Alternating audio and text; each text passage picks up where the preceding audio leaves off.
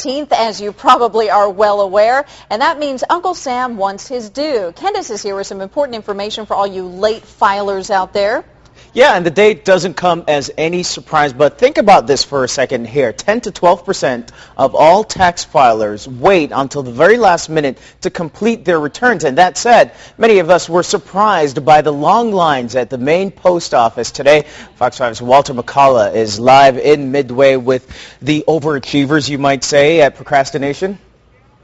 That's right, Candace. You know, tax drivers, I should say taxpayers, have been filing in through this pull-up drive-through location all throughout the night. They're all trying to meet, or I should say beat, the April 15th tax deadline, which is at midnight tonight. But take a look here. A lot of the taxpayers here on this year say they've had enough, and they took to the streets all across the county to have their voices heard. Audit the Fed! Audit the Fed! It's the sign of the times. And taxpayers all across the county are fed up. We want to send a message to our Congress people. We'll throw them out if they don't cut back on the spending. A few hundred packed Escondido Boulevard to take a stand. In East County, 400 people lined Lexington Avenue in front of the El Cajon post office. Within a half hour, that number quickly grew to nearly 800. I'm concerned about the direction that our nation's going and that they're going to erode our rights through our Constitution. There's a lot of people that don't trust the government right now. They're seeing a lot of our freedoms, the money situation, the spending, the firing of General Motors, the president doing that. It's unprecedented. In Oceanside, another huge demonstration at City Hall. Nearly 1,000 people turned out to protest the government. But out front of the main post office in the Midway district, nearly 3,000 people swarmed the streets.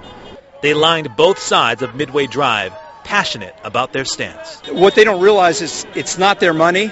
They work for us. And they don't even understand the Constitution.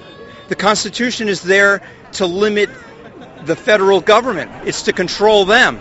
And they're putting restrictions on us by spending all our money. And some say it's not just the federal government with the spending problem. I just can't afford all this taxation. I barely make it as it is, and I'm a single parent, and it's too much for me, so I'm out here to stand up for my daughter and our future here in California.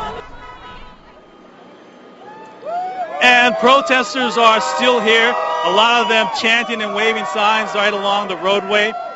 Meanwhile, if you take a look in this direction here, there is a steady stream of cars coming in just right now. I'm not sure if our photographer can hear us, but the cars off to this side, you can see the cars pulling in. They're trying to meet the tax deadline, the April 15th tax deadline.